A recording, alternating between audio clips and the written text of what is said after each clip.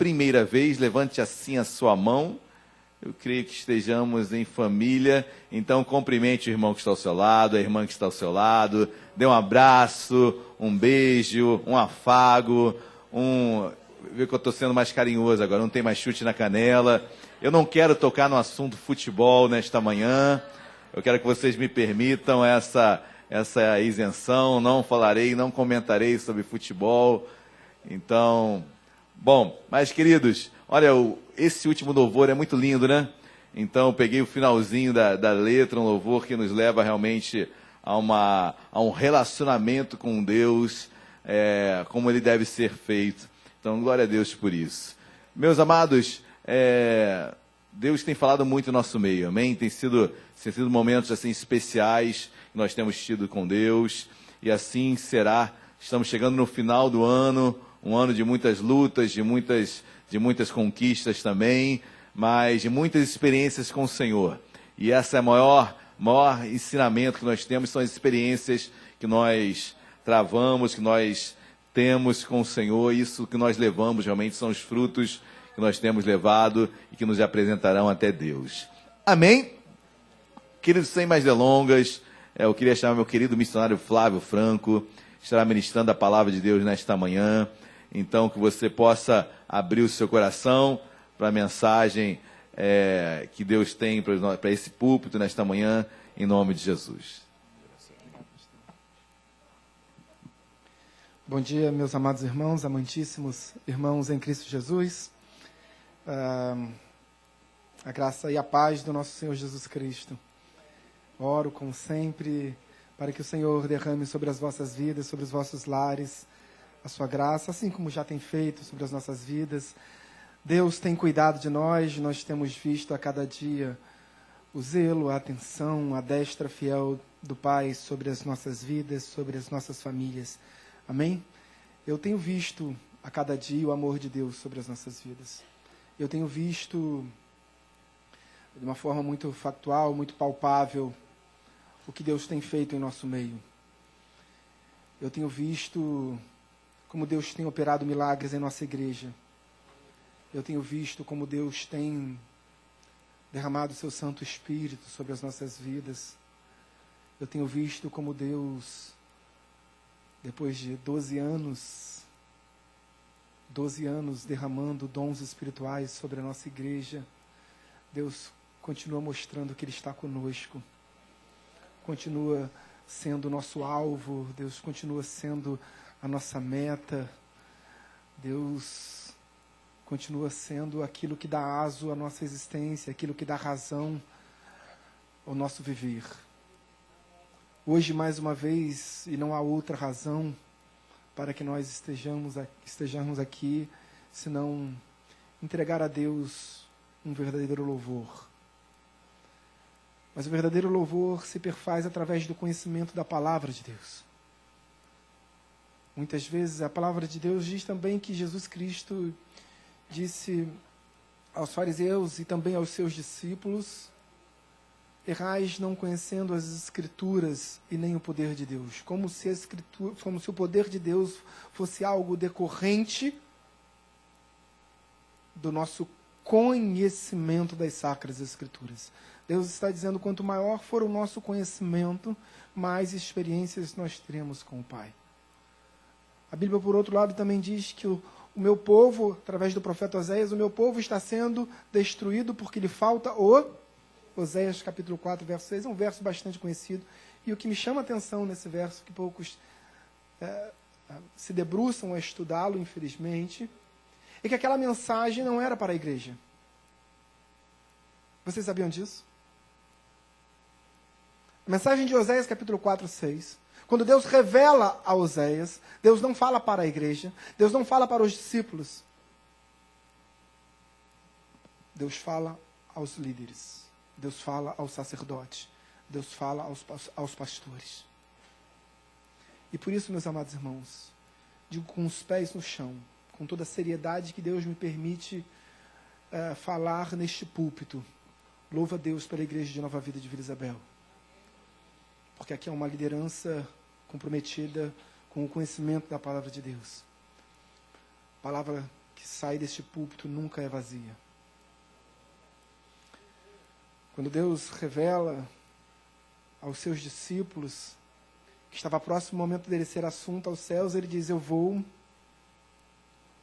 mas deixarei convosco um Espírito Consolador que vos trará à memória tudo aquilo que eu já vos tenho dito.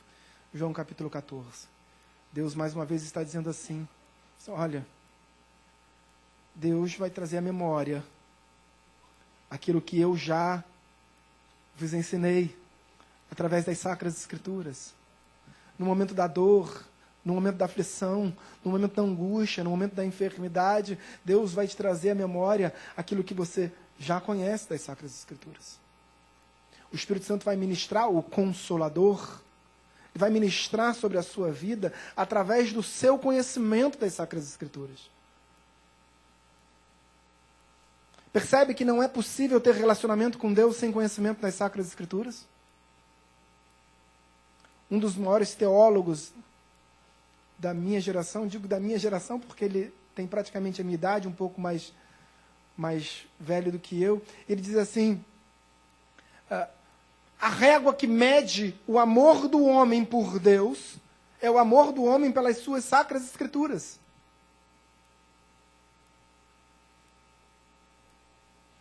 Se você não ama conhecer Deus, é impossível você amar a Deus. Como você pode amar um Deus que você não conhece, que você não tem um relacionamento?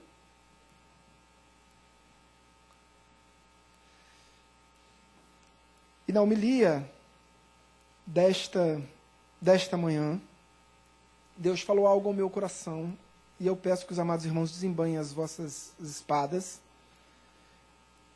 E a gente fala muito, temos falado muito, esse é um tempo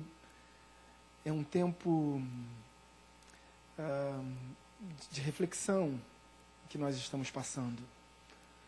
O nosso país, alguns países da América Latina, alguns países da Europa, muitos países da África, nós vivemos um tempo de reflexão, nós vivemos um tempo de perseguição, de dor, de angústia, de tristeza, de sonhos, de projetos, mas é sobretudo um tempo de reflexão.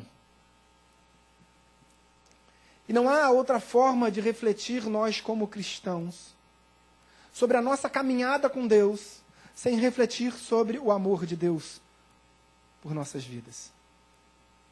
Então, na leitura primária, na leitura prefacial deste verso, da palavra de Deus nesta manhã, eu convido os irmãos que abram as vossas Bíblias no Evangelho joanino, no Evangelho de João, no capítulo 3, no verso 16. Quem não quiser abrir a Bíblia não precisa, porque esse é um verso que todos nós conhecemos de cor. Um verso que o reformista Martinho Lutero chama de proto-evangelho, o berço do evangelho, o resumo do evangelho, o nascedouro do evangelho, a gênese do evangelho. Então, o evangelho se perfaz. Se o evangelho pudesse ser resumido, ele estaria resumido através de João, do versículo de João, capítulo 3, verso 16. Esse seria o resumo do evangelho. Mas o evangelho, na verdade, não pode ser resumido, porque o evangelho é um grande plano de salvação. Porque Deus já havia entregue aos seus filhos, aos seus servos, as Sacras Escrituras, a Torá, o Antigo Testamento. Mas aí Deus viu que o seu povo se corrompeu. E ele precisava então instituir um novo plano de salvação. E ele instituiu um plano de salvação, enviando o seu filho à cruz do Calvário, para morrer por mim, para morrer por nós, morrer por cada um de nós, para levar naquela cruz os nossos pecados. Mas Deus então pensou: eu vou enviar meu filho amado, o meu filho unigênito, para morrer, para que haja salvação. Eu vou dar a morte para que haja vida. Porque não pode haver remissão de pecado sem o derramamento do sangue. Mas eu também preciso contar para as pessoas o que eu vou fazer. Então o evangelho, na verdade, é o plano de Deus para que você seja salvo. E Deus diz, olha, eu vou contar, eu vou entregar as boas notícias. Porque até a vinda do evangelho todos estavam fadados à morte. Veio Jesus Cristo para morrer por cada um de nós.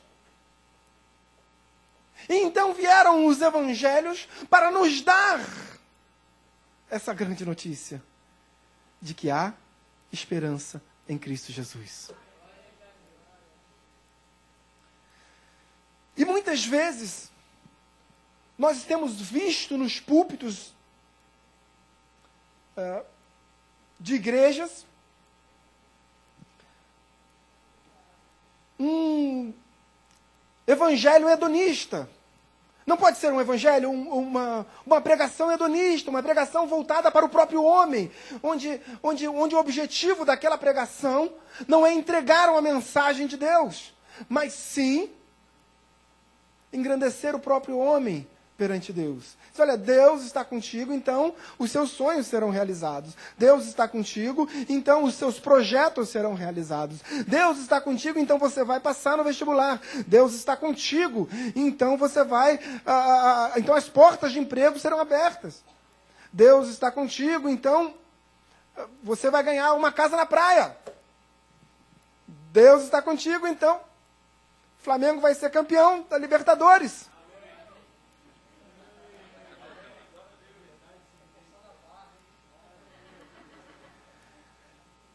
Eu estou pregando o evangelho, irmãos. Essa é a verdade que não pode ser contestada. Mas o tema da mensagem de hoje é o amor de Deus. E não há como dissociar o amor de Deus pelas nossas vidas do título do Flamengo em Lima. Brincadeira, irmãos.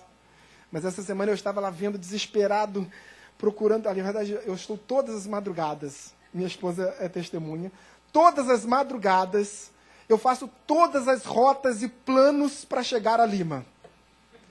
Então, a última rota mais plausível que eu encontrei foi, eu falei com a Priscila, eu vou de avião para Rio Branco, no Acre.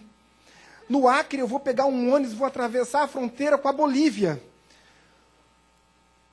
Quando eu chegar em Cartagena, na Bolívia, eu vou pegar um outro ônibus e vou atravessar para Puerto Maldonado, na fronteira com o Peru. Quando chegar em Puerto Maldonado, eu vou alugar um carro ou uma moto e vou para Cusco. E quando chegar em Cusco, eu pego um trem que vai para a região metropolitana de Lima.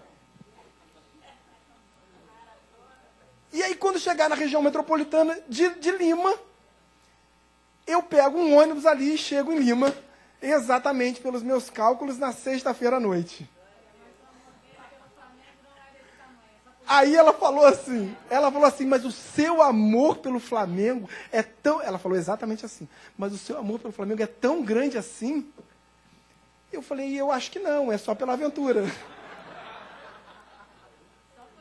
É só pela aventura.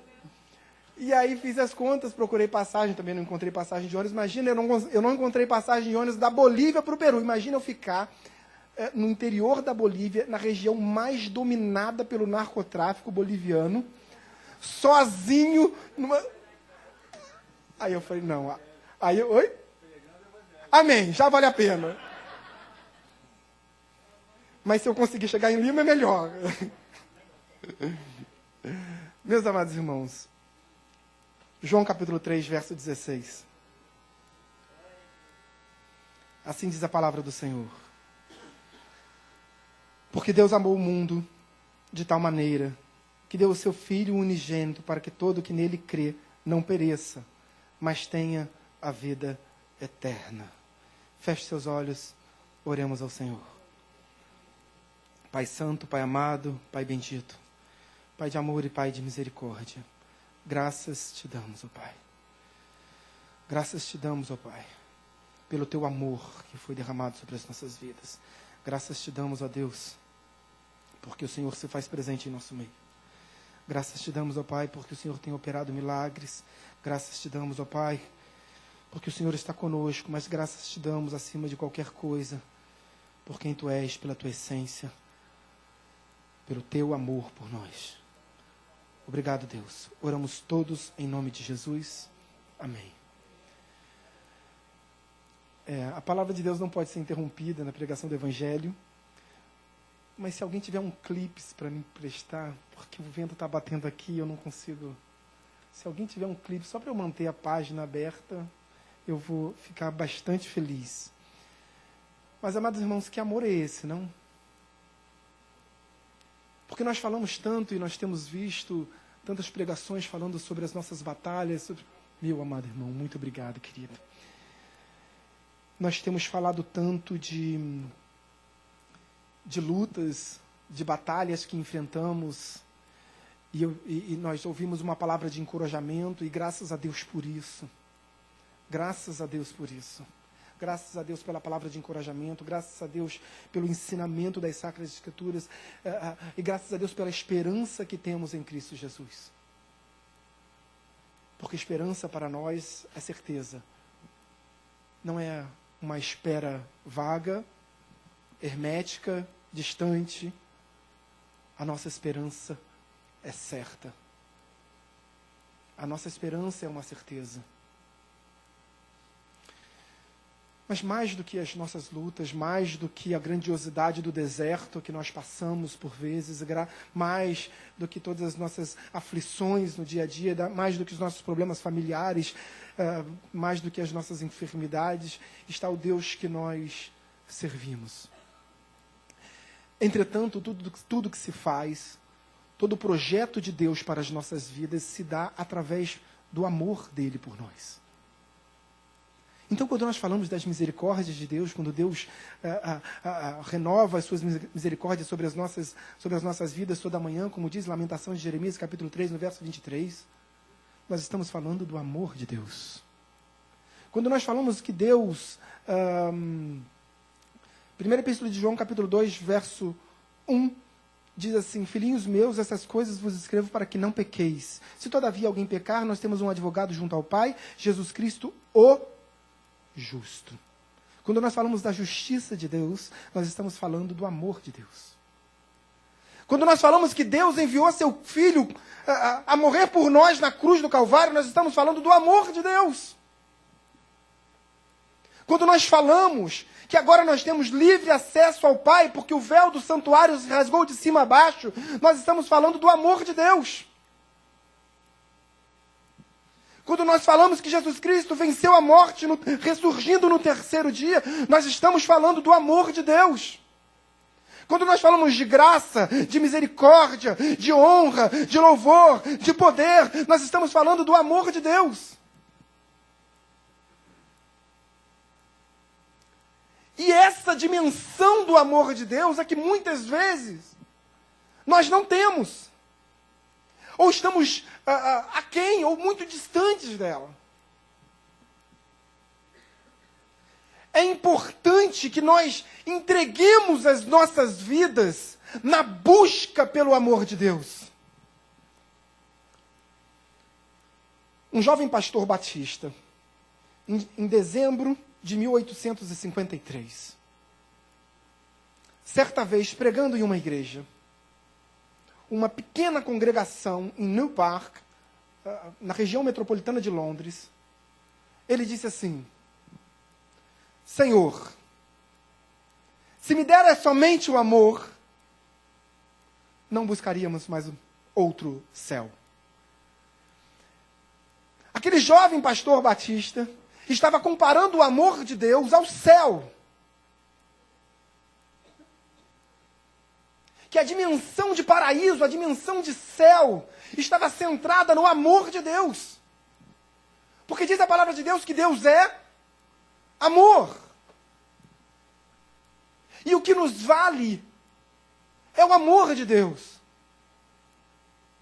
E aquele jovem pastor batista, naquela mesma homilia, naquele mesmo mês de dezembro, naquele mesmo ano de 1853, ele decide entregar a sua vida inteira na busca pelo amor de Deus. E incessantemente, ele pregava sobre o amor de Deus. Ele buscava o amor de Deus. Ele estudava acerca do amor de Deus.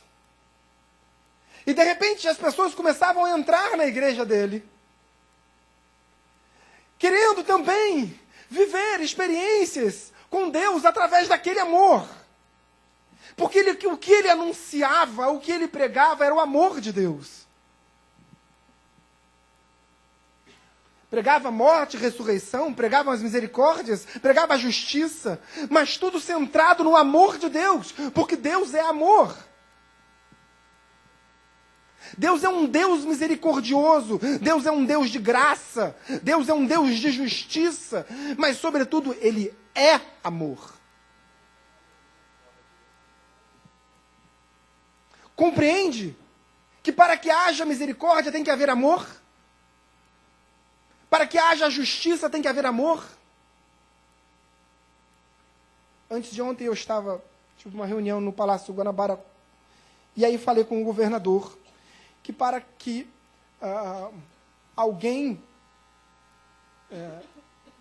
todo aquele que concorre a um cargo eletivo, ele tem que amar desesperadamente a sociedade, o povo, as pessoas. Não quis ser afrontoso, muito pelo contrário, fui bastante respeitoso. Mas não é amar a cidade, não é amar o Estado, não é amar a estrutura, não é amar as praias, é amar as pessoas. É preciso se dedicar às vidas, é preciso se dedicar às pessoas.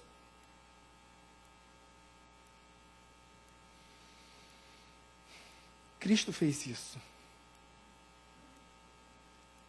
Cristo se entregou à cruz como o grande objetivo de sua vida. Cristo, quando veio, ele sabia que o objetivo dele era a cruz. E ele fez isso. E aquele jovem pastor batista, então, quando a primeira vez que subiu no púlpito daquela igreja, pregando o evangelho sobre amor, e o tema daquela mensagem era o amor e eu, um mistério. Esse era o nome da mensagem. O amor e eu, um mistério. E aí, na busca para desvendar esse grande mistério, aquele pastor que tinha naquele dia 17 anos de idade, aos 15 ele se converteu, aos 16 subiu num púlpito, aos 17 foi ordenado pastor.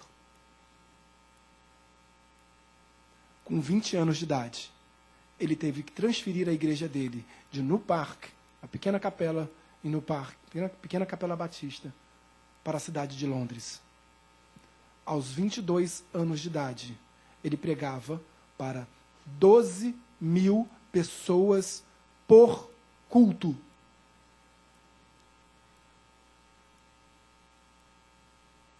$12.000 pessoas por culto. E incessantemente, 12.000 pessoas por culto, ele continuou pregando sobre o amor de Deus. Então, Charles Haddon Spurgeon se tornou o maior evangelista da história da Inglaterra. Porque não se esqueceu de voltar ao princípio de todas as coisas. E o princípio de todas as coisas está centrado no amor de Deus.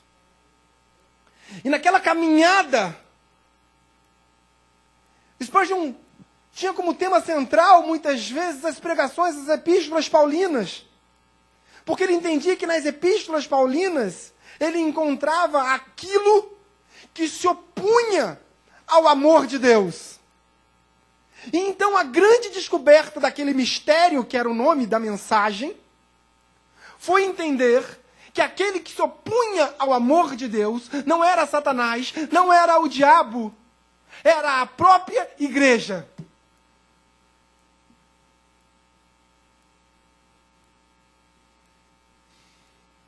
Mateus capítulo 12 conta de um dos grandes milagres de Jesus. Falo que é um dos grandes milagres.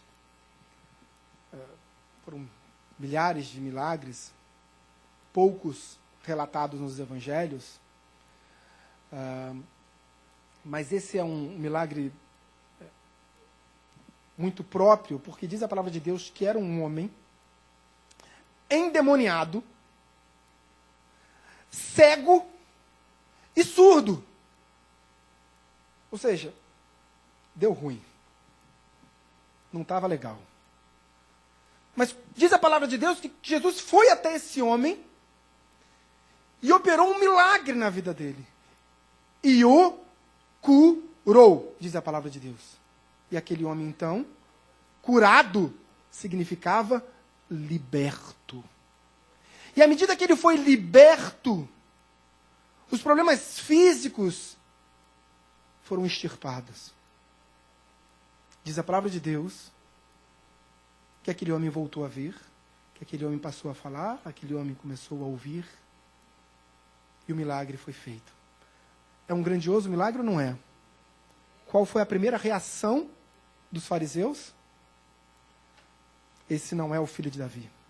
Porque este homem que está operando milagres, o faz, na verdade, pelo poder de Beelzebu.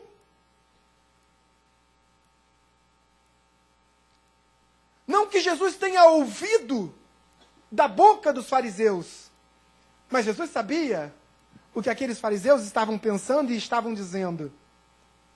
Então Jesus foi até eles e disse: fariseus, irmãos, os fariseus são a categoria de judeus mais semelhante à igreja hoje. Os saduceus funcionavam mais como um partido político. Os fariseus eram os únicos das categorias de judeus que acreditavam em anjos, que acreditavam em ressurreição dos mortos, assim como nós. Os fariseus eram os mais religiosos, assim como nós. Os fariseus eram aqueles que eram religiosos, que oravam, e oravam em praças públicas, e faziam eventos. Mas eles não eram os escribas que estudavam a palavra. Eles eram assim como nós. Religiosos, que buscamos a Deus, mas temos preguiça de estudar a palavra de Deus. Então Jesus diz, olha, Jesus dizendo aos fariseus, olha, um reino dividido por si mesmo acaba em deserto. Uma casa dividida por si própria entra em ruínas. Jesus estava dizendo, olha, é a igreja que está dividindo. É a igreja que está separando. O amor de Deus, ele não é insondável no sentido de ser inalcançável. O amor de Deus, ele é tão grandioso que ele chega a ser palpável. A gente quase pode tocar. De tão presente que ele é em nossas vidas. E tão intensamente como Deus derrama esse amor por nós. Entretanto, por vezes, ainda que esse amor seja próximo, seja presente, a gente não consegue tocar. A gente não consegue viver. A gente não consegue sentir. O amor de Deus não tem limites. Mas a nossa limitação pessoal, humana, de uma natureza caída, pecaminosa, adâmica, concupiscente, tendenciosa para o pecado, para o erro, a nossa natureza, por vezes, impõe limitações ao acesso do amor de Deus. De que forma? Vamos passear um pouco na Bíblia? A gente está falando tanto da importância do conhecimento da palavra de Deus. Primeira epístola que Paulo escreveu a uma igreja grega. A sexta epístola do cânon. O sexto livro do cânon.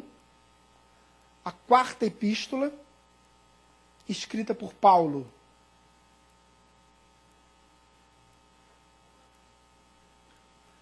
epístola destinada a uma península grega.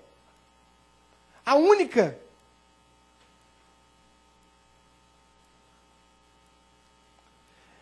Epístola destinada à maior cidade grega depois de Atenas naquele tempo. Uma cidade que tinha 600 mil habitantes. E hoje tem 60 mil. Dos 600 mil habitantes, 350 mil eram escravos. A alta sociedade burguesia de Atenas se concentrava. Era a casa na praia. Era a casa na praia. Todos queriam ter uma casa na praia na península do Mar Egeu. Todos já sabem? Eu vi alguém falando Corinto.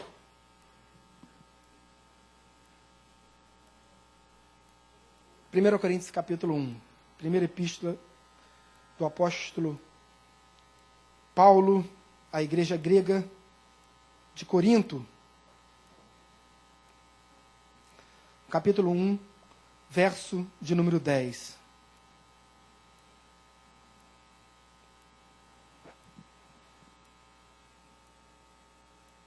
Todos acharam, amém? Ainda estou ouvindo assim barulhinho de Bíblia. Sabe quando tem esse barulhinho de Bíblia? Assim diz a palavra do Senhor.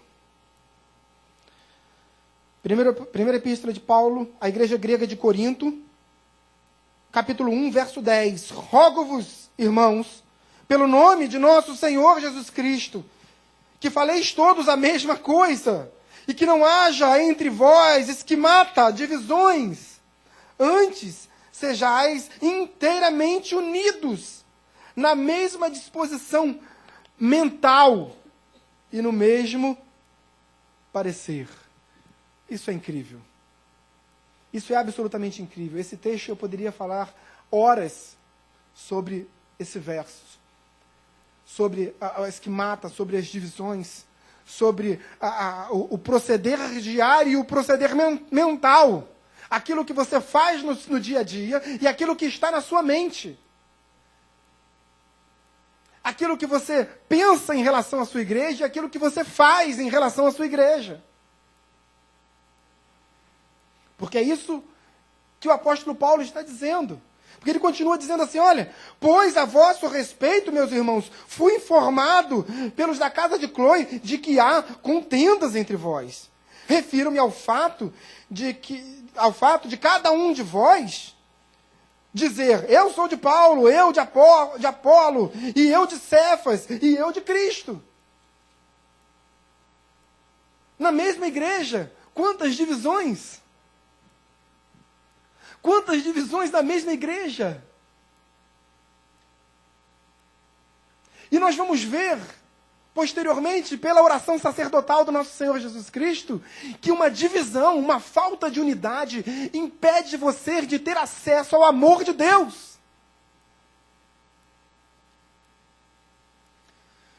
Quando na epístola de Judas, verso de número 12, Judas não tem capítulo, é apenas um texto que não é dividido por capítulos. Aliás, se você não sabe, a Bíblia não tem capítulos.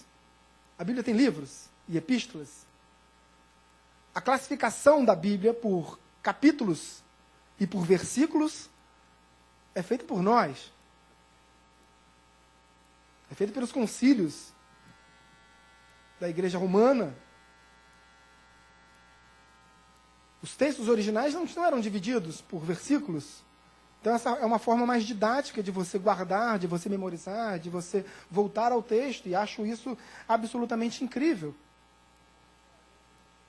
Mas Judas diz assim, olha, vocês estão semelhantes aos pastores que pregam para si mesmos. O que ele estava dizendo?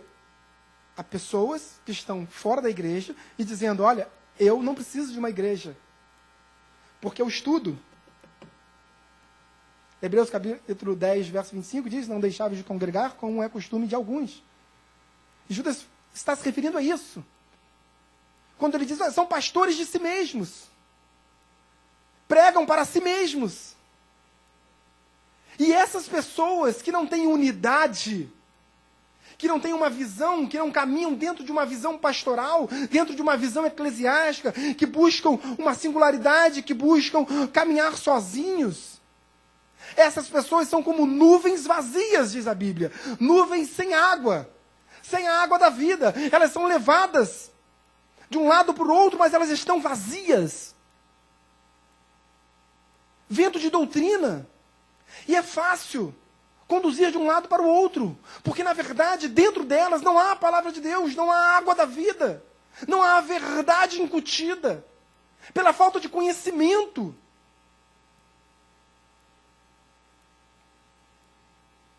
Porque o amor de Deus para as nossas vidas, o nosso acesso ao amor de Deus é alimentado pelo nosso conhecimento de Deus. Então pessoas vazias desse conhecimento perambularão pelo mundo, distantes da visão de Deus para as nossas vidas. A nossa visão, como igreja, ela jamais pode ser individualizada. A nossa visão como igreja, você pode ter sonhos, projetos pessoais. E isso é incrível. E oro a Deus, peço a Deus para que os seus sonhos estejam alinhados aos projetos de Deus para a sua vida. Então, certamente, Deus realizará cada um dos seus projetos. Mas aquilo que Deus tem para nós, como igreja, não como denominação, irmãos, não apenas como denominação, como igreja, isso deve ser absolutamente inabalável. Mateus capítulo 18, diz: onde 2 ou 3 estiverem reunidos, o que acontece ali, queridos? Como? Deus falou, aonde um estiver reunido? Não. Plural, queridos. É coletivo. Igreja não é criação humana. A primeira vez que a palavra igreja aparece na Bíblia foi proferida por quem? Pelo próprio Senhor Jesus Cristo. Quando as pessoas questionam sobre o que Jesus tinha feito, sobre quem ele era, então Jesus pergunta para os discípulos, mas o que as pessoas têm dito que eu sou? Ah, Senhor, alguns dizem que tu és Elias, outros que tu és alguns dos profetas do Antigo Testamento. Mas e vós, quem dizeis que eu sou? Então Pedro responde, Senhor, tu és o Cristo, o Filho do Deus vivo. Bem-aventurado és tu, Simão Barjonas, e tu és Cefas, e sobre essa pedra edificarei a minha... Primeira vez que a palavra igreja aparece. Sabe onde Cristo estava? Nas portas do inferno. Cristo estava nas portas do inferno quando disse essa palavra. Diante do templo de Apolo, na Jordânia, em Israel, com Zeus, no norte de Israel, na divisa de Israel com o Líbano, uma rocha com uma grande fenda, onde ali estava o templo. E aquela porta era conhecida como a porta do inferno. Fisicamente, todas as pessoas sabiam que aquela porta era conhecida como as portas do inferno. Então ali, na nascente do Jordão, Cristo olha para aquela porta e diz, e as portas do inferno não prevalecerão contra a minha igreja.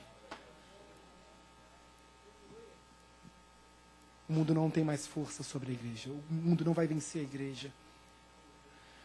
Satanás não tem força sobre a igreja. Ele não pode vencer a igreja. A única coisa que pode impedir o crescimento da igreja é a igreja. É o pecado. É o pecado da igreja. Como é que a gente vence o pecado? Como é que a gente vence todas as nossas lutas? Como é que a gente vence todas as nossas batalhas? Unidade, visão espiritual, oração, E tudo isso se faz em comunhão, tudo isso se faz como igreja. Quando nós dobramos os nossos joelhos e buscamos um grande milagre, quando é necessário buscar um milagre, o fazemos como igreja. Quando buscamos a cura do câncer, o fazemos como igreja. Não é individualismo, não existe, não pode existir, o individualismo não pode prevalecer na igreja.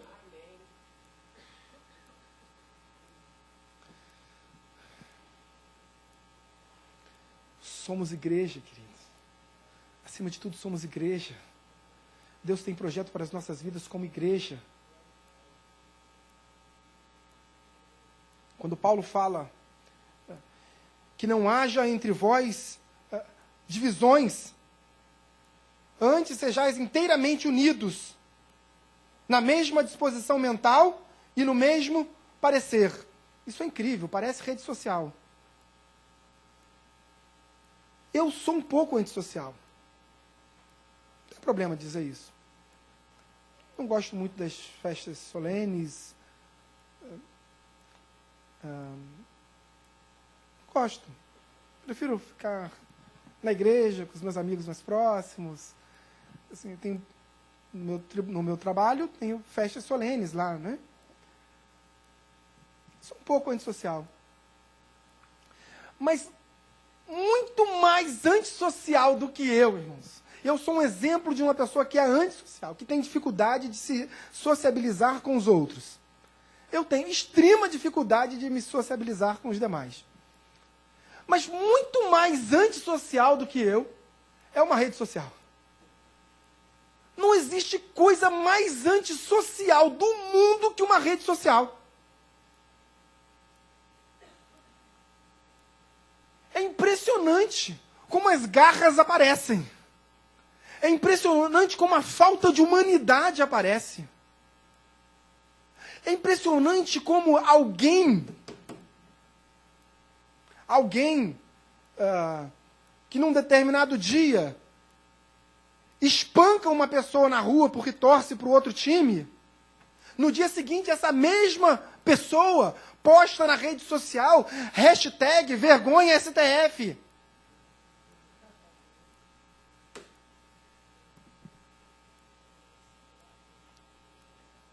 É não reconhecer a dimensão do amor de Deus.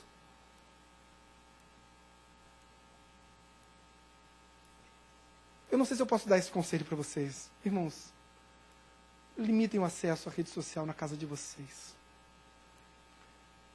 Posso, pastor? Limitem. Isso é um veneno. Não é a rede social que é um veneno, tá? É a forma, muitas vezes, venenosa que nós estamos usando. Então, limitem o acesso. Não se corrompam por ela. Porque à medida que você recebe uma ofensa, ou a sua ideia, ou a sua ideologia é ofendida, ou a sua percepção de mundo, a sua percepção de vida é ofendida, você tende a defender. Quando a sua igreja é atacada, você tende a defender. O primeiro passo, quando você ouve alguém falar mal da sua igreja, do seu pastor, da sua liderança, é impulso de você se defender. Você defender aquelas pessoas que estão próximas de você. Amém. Mas não o faça em rede social, queridos. Não entre em vãs discussões. Não faça isso. Quer ver? Em uma das nossas aulas que nós tivemos lá em Israel, o professor disse assim, falando acerca da percepção de unidade que os judeus têm, e que nós nunca tivemos, e nem chegamos próximo disso.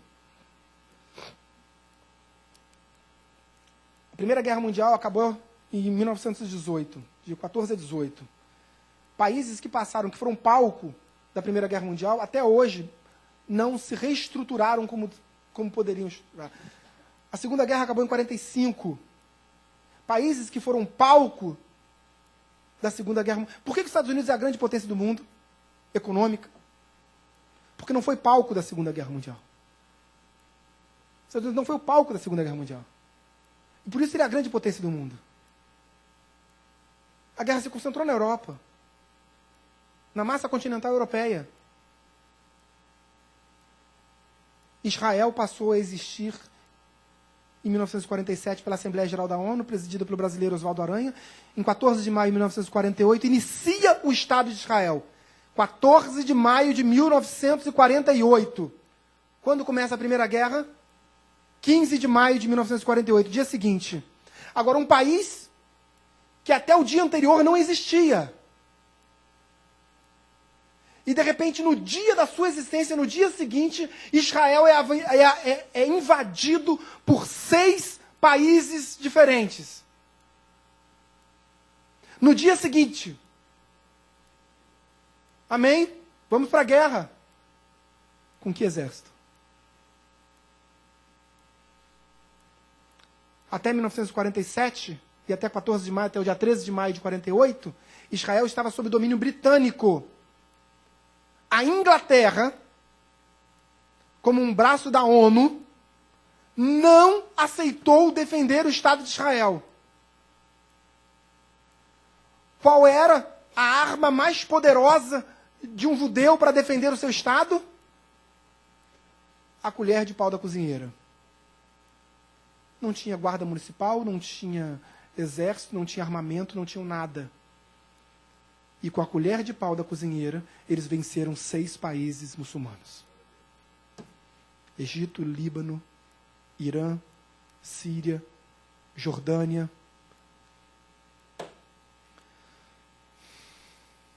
E venceram a guerra. Entretanto, de 48 para cá, o Estado de Israel, geograficamente, é menos da metade do Estado do Rio de Janeiro. Tamanho equivalente ao Estado do Sergipe. É ínfimo. É ínfimo. De lá para cá, lembrando, os países da Segunda Guerra, grandes países, não se recuperaram até hoje. Um país minúsculo, de 1948 para cá, passou por quantas guerras? 6. Guerra do Suez, Guerra do Yom Kippur, Guerra dos 6 Dias, Guerra da Independência. Depois de 6 guerras, em 71 anos de existência, Israel é uma potência mundial. Vencedor de todas as guerras que passou. Por quê? Unidade. É evidente que o amor de Deus está sobre esse povo. É evidente que o amor de Deus está sobre essa nação. É evidente que o amor de Deus faz com que as suas próprias profecias se cumpram. Mas a profecia de Deus se cumpre através da unidade do povo judeu. São 18 correntes da ultra-ortodoxia do judaísmo. Muitas delas nem se falam. Nós vimos isso lá, né, pastor? Muitos nem se falam. E como é que eles se identificam? Através do chapéu, através da roupa. Mas nem se falam. Quando eles entram numa discussão, esse foi a aula, quando eles entram numa discussão, eles não querem ter razão. Quando que você vai entrar numa discussão, numa rede social, torcendo para que você não tenha razão? Quando que você já pensou em fazer isso na sua vida? Quando que você já fez isso na sua vida? A não ser quando você está brigando com o filho. E o filho diz, pai, eu não fiz isso. Você fez, aí você se torce, tomara que ele não tenha feito. Do contrário, você jamais vai entrar numa discussão torcendo para que você não tenha razão. Os judeus fazem isso. Os judeus fazem isso com a única razão, com a única explicação de que se o meu oponente na minha discussão não for salvo, eu também não serei. Os judeus têm a percepção bíblica de que a convocação da salvação do povo hebreu, da nação de Israel, não é individual, é da nação de Israel. É claro que a salvação é individual, irmãos. Mas entendem a compreensão do Êxodo capítulo 6, verso 7. Este é o meu povo, tomei por meu povo, este povo é meu. Esta nação, esse povo. Deus diz, esse povo é meu. Tomar-vos-ei por meu povo. Essa palavra é para a igreja. Nós somos povo de propriedade exclusiva de Deus. Se o meu companheiro, se o meu irmão que está ao meu lado, que está sentado ao meu lado, não for salvo, eu também não serei. Essa é a percepção dos judeus. Então, da mesma forma que eu tenho que lutar pela minha salvação, eu tenho que lutar pela salvação do meu irmão. Isso me dá uma percepção de unidade. Isso não deixa com que haja divisões no seio da igreja, porque essas divisões nos impedem de ver e de vivenciar o amor de Deus em nossas vidas.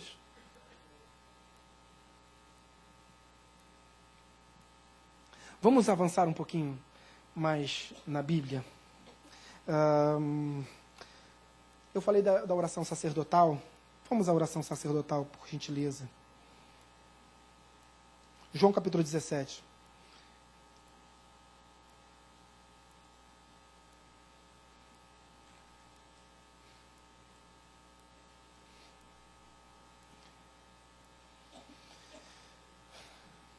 A igreja precisa crescer.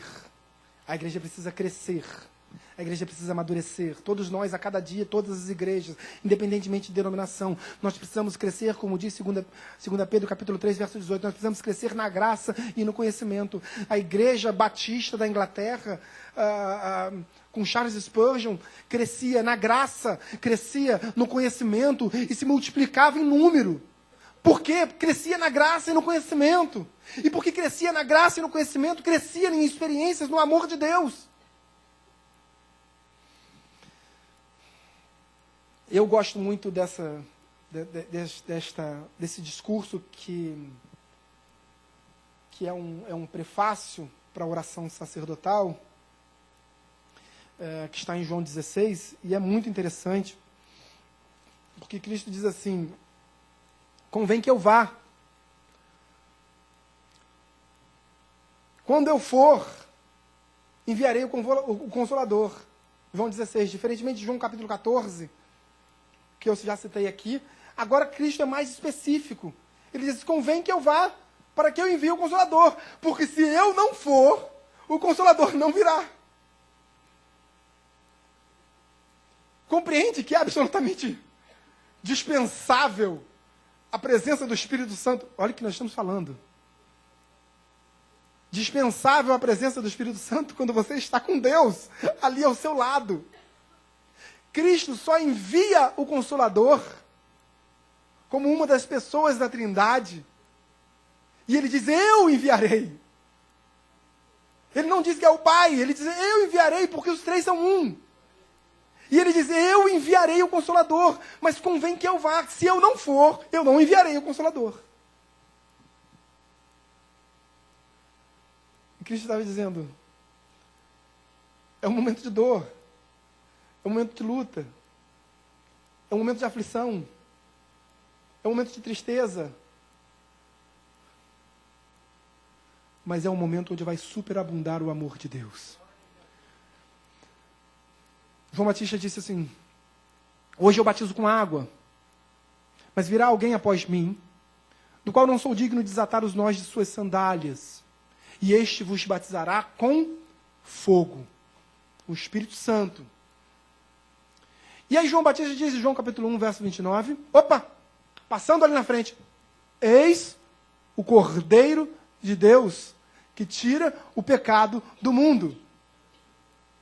A primeira vez que ele vê Jesus Cristo, que ele já havia anunciado que ele próprio não era digno de desatar os nós de suas sandálias, a primeira vez que ele olha para Jesus Cristo, que então seria: ora, se eu não sou digno de desatar os nós das suas sandálias, ele é o Rei dos Reis, o Senhor dos Senhores, o Alfa e o Ômega, o princípio e o fim. Mas quando ele vê Jesus Cristo pela primeira vez, ele diz: olha, eis o Cordeiro de Deus que tira o pecado do mundo. Eis alguém que vai ser morto. Eis um animal que vai para o sacrifício. Ele não está dizendo: eis o Rei dos Reis. Não há como falar do amor de Deus. Não há como falar de amor. Estou passando muito, pastor. Não há como falar do amor sem falar de doação. Não há como falar do amor sem falar de sacrifício. Eu falei do horário, todo mundo olhou no relógio. Se o bispo estivesse aqui depois ia me dar uma bronca. Não há como falar de amor sem falar de sacrifício. Não há como falar de amor sem falar de entrega. Amor não exige relacionamento. Um relacionamento amoroso é um amor de um casal, o amor do relacionamento de pai e filho.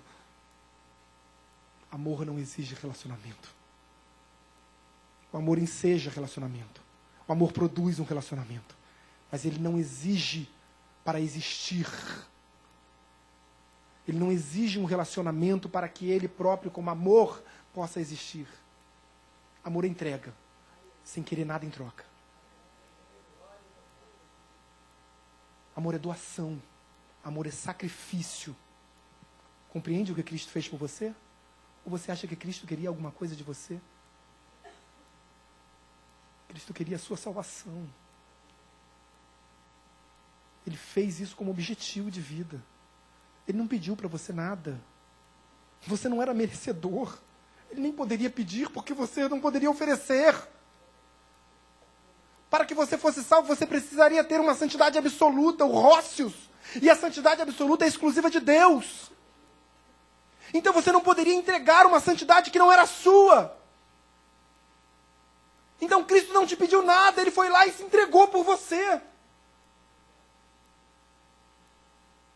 É um amor absolutamente incondicional.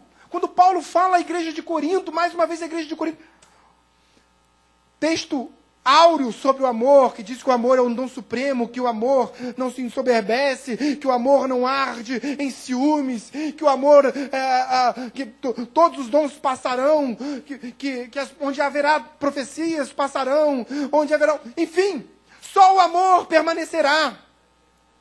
Onde que Paulo estava falando sobre isso?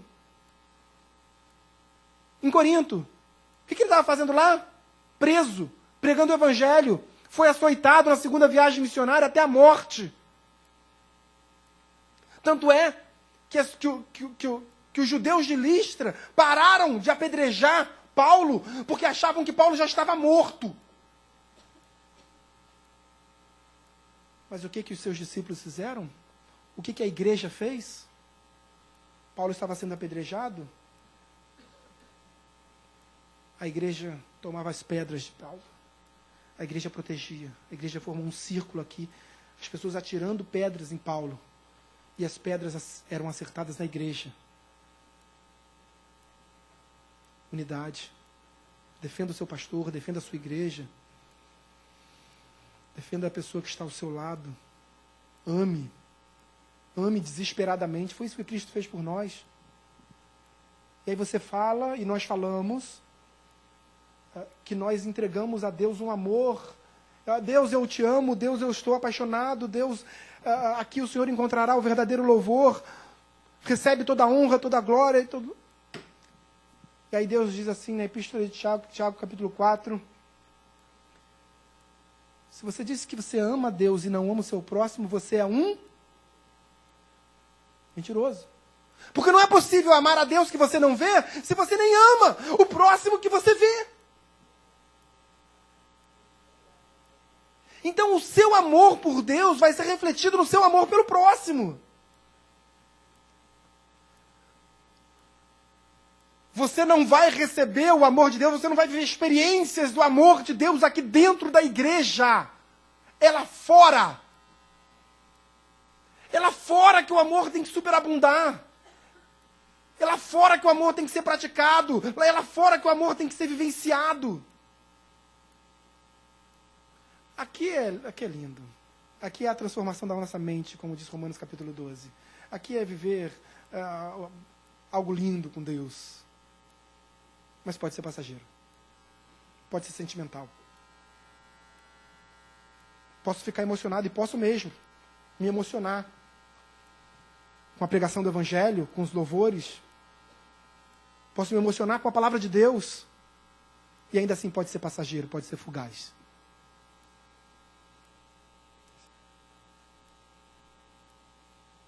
O amor de Deus em nossas vidas tem que gerar fruto. tem que demonstrar que nós, de fato, somos igreja. Nesse texto, e aí no discurso, em João capítulo 16, quando ele vai encerrando o discurso, ele fala assim, olha, é um momento de tribulação e tudo mais, mas essas coisas vos tenho dito para que tenhais paz. Opa! O Senhor fala de tantas tribulações, né? Essas coisas eu vos tenho dito para que tenhais paz. Fica tranquilo, eu vou, mas enviarei o Espírito Santo. E aí Jesus Cristo dobra os seus joelhos, margeando ali no Vale do Cedron, no riacho de Cedron, próximo ao Monte das Oliveiras, entre o Monte das Oliveiras e a cidade velha de Jerusalém. Jesus ali dobra os seus joelhos ali perante o riacho do Cedron e começa uma linda e incrível oração, que é chamada depois de oração sacerdotal. É a última oração pública de Jesus. É a última oração pública de Jesus. É a última oração que nós conhecemos de Jesus Cristo. E olha o que ele diz. Vamos, alguns versos só. Acompanha comigo. Todos estão em João 17? Amém. Diz assim a palavra de Deus. João capítulo 17, verso de número 9. Deixa eu colocar o clipe aqui. É por eles que eu rogo. Não rogo pelo... Jesus, é uma oração, tá? Jesus está falando com o Pai. Jesus está falando com Deus. E ele diz assim, é por eles, pela igreja, que eu rogo. Não rogo pelo mundo, mas por aqueles que me deste, porque são teus. Ora, todas as minhas coisas são tuas, e as tuas coisas são minhas. E neles, na igreja, eu sou glorificado. Verso 11, já não estou no mundo, mas eles continuam no mundo, ao passo que eu vou para junto de ti. Pai Santo, guarda-os em teu nome, que me deste, para que eles sejam um, assim como nós somos. Qual é a oração? Qual é o tema da oração? Cuidado da igreja. Em relação a quê? Unidade. Na última oração de Jesus, Jesus pede ao Pai que a igreja tenha unidade. Mas Jesus deve ter falado de tanta coisa. Vamos continuar. Verso de número 20. Não rogo somente por estes, não rogo somente pela igreja, mas também por aqueles que vierem a crer em mim. Aqueles que ainda não são igreja, mas que serão. Por intermédio da sua palavra. Verso 21. A fim de que todos sejam um. E como és tu, ó Pai, em mim e eu em ti, também sejam eles em nós, para que o mundo creia que tu me enviaste. Verso 22. Eu lhes tenho transmitido a glória que me tens dado, para que sejam um, como nós o somos. Eu neles e tu em mim, a fim de que sejamos aperfeiçoados na unidade, para que o mundo conheça que tu me enviaste e os amaste, como também amaste a mim. Compreende que o amor vem através da unidade? Compreende que a oração do Pai fala de amor através da unidade? A oração do Filho ao Pai fala de amor através da unidade? O último verso dessa oração. Eu já vou encerrar.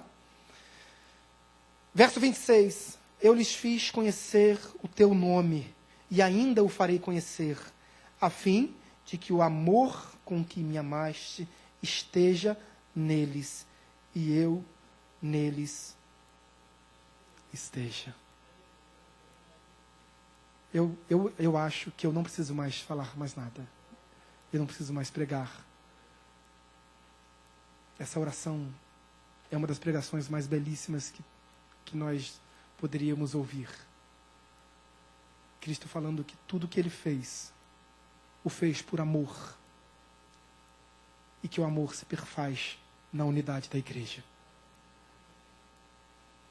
Vamos ficar de pé.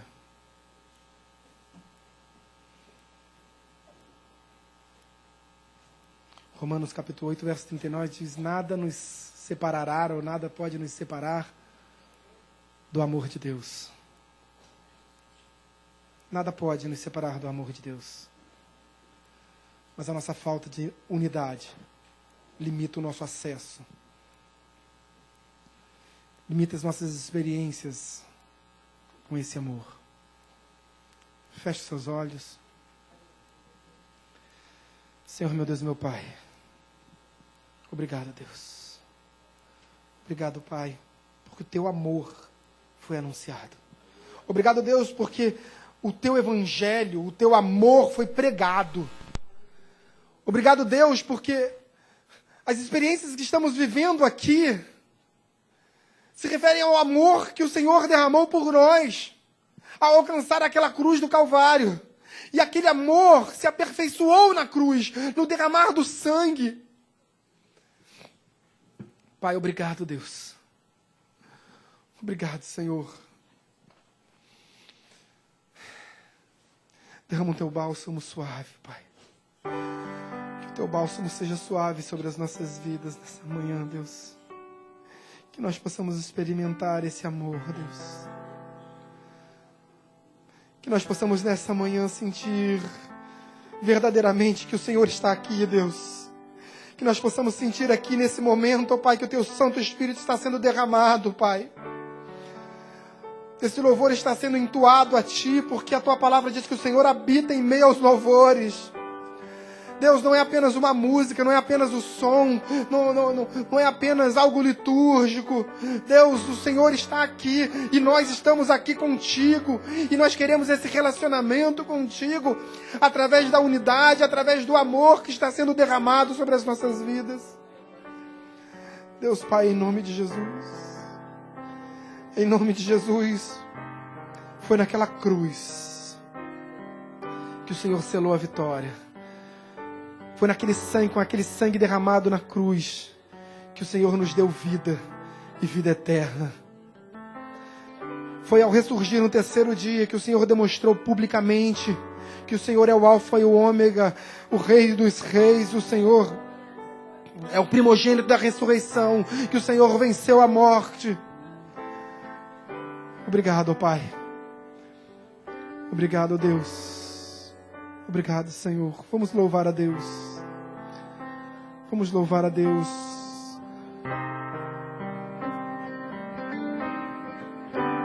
Tudo que eu quero está em Ti. Toda a minha vida eu Te entrego.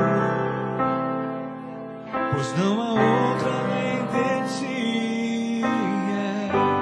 Tudo que eu possa conquistar não se compara à Tua presença,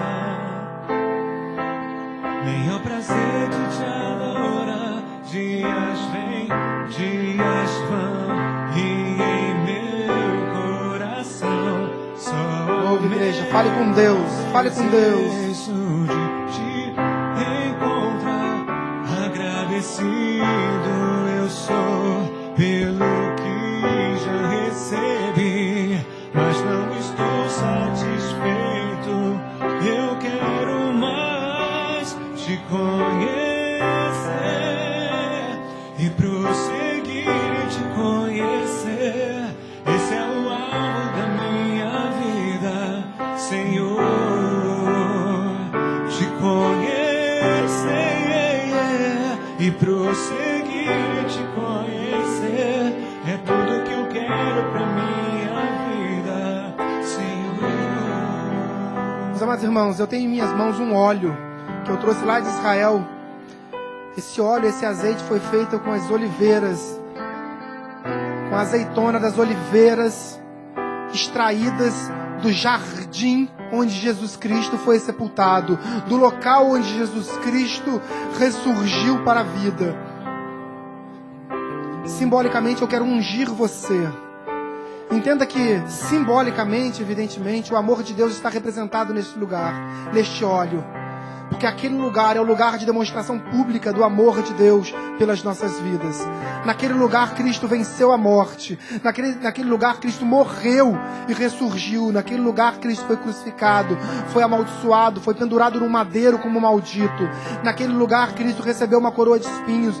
Naquele lugar Cristo foi transpassado por uma lança. Naquele lugar, Cristo demonstrou o amor que tem por você.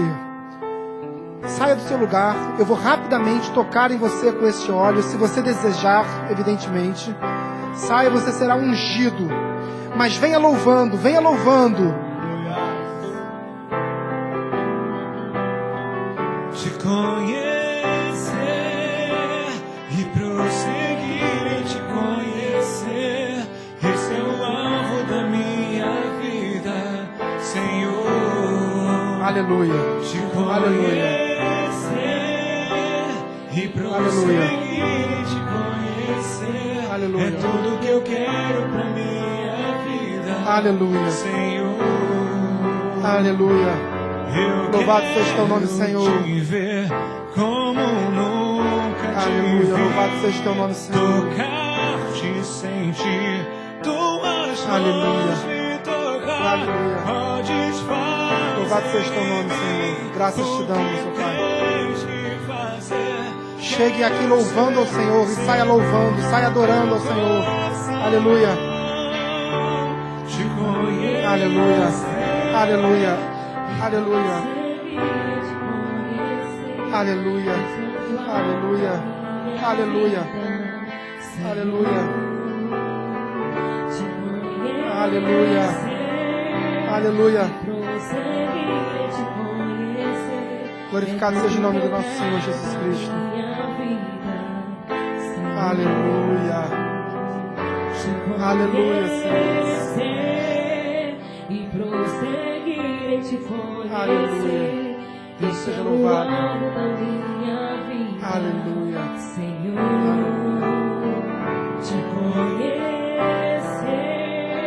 Aleluia, Senhor. Obrigado, Pai.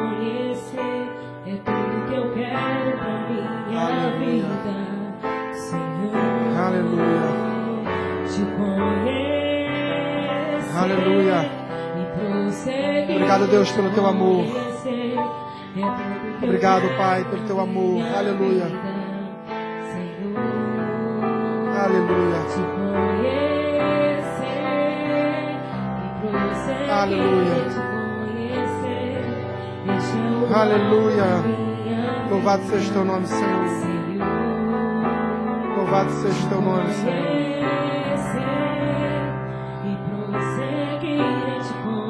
Louvado seja o teu nome, Senhor. Aleluia. Aleluia. Aleluia. Você que foi ungido, continue louvando, continue adorando. Aleluia, aleluia. Aleluia. Aleluia. Aleluia, Senhor. Obrigado, Deus. Aleluia.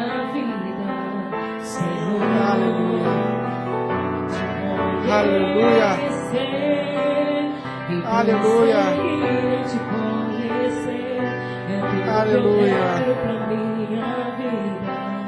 Aleluia. Obrigado, Deus.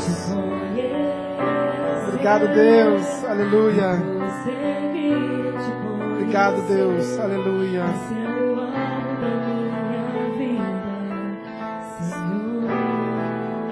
Feche seus olhos. Senhor, meu Deus, meu Pai, em nome de Jesus, graças te damos. Obrigado pelo seu derramar. Obrigado pelo derramar do teu Santo Espírito. Obrigado porque hoje saímos daqui mais fortes, mais fortalecidos, mais cônscios, mais conscientes da grandeza do teu amor por nós. Graças te damos, ó Pai. Graças te damos pela cruz, Pai. Graças te damos porque o Senhor venceu a morte. Graças te damos pelo teu sangue derramado. Porque se não houvesse o derramamento do sangue, não haveria remissão de pecados. Mas esse é o teu plano de salvação, pela tua justiça. Graças te damos, ó Pai. Graças te damos porque o véu do santuário se abriu de cima a baixo. Graças te damos porque estamos aqui, como igreja, numa visão singularizada, uma visão de um coletivo, mas uma visão única. Como igreja que somos, nos fortalece como igreja. Nos fortalece na visão pastoral, nos fortalece na visão da nossa denominação, nos fortalece como corpo de Cristo. Oramos em nome de Jesus. Amém e amém. Deus te abençoe em nome de Jesus.